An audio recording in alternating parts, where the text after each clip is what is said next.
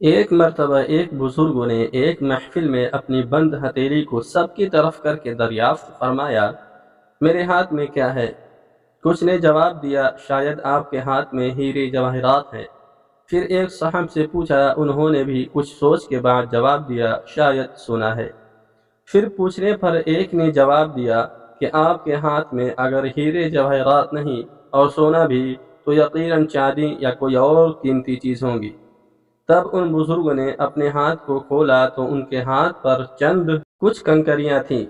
سب حیران رہ گئے۔ ارشاد کیا، عورت کی مثال اس بند مٹھی کی طرح ہے، اگر وہ بند ہے یعنی با پردہ ہے تو ہیرے جواہرات، سونا، چاندی اور بہت سی بیش قیمت چیز ہے، لیکن اگر وہ مٹھی کی طرح کھل جائے، بے پردہ ہو جائے، تو وہ بے وقعت پتھر اور کنکریوں کے مانند ہے، جس کی کوئی عزت اور قیمت نہیں۔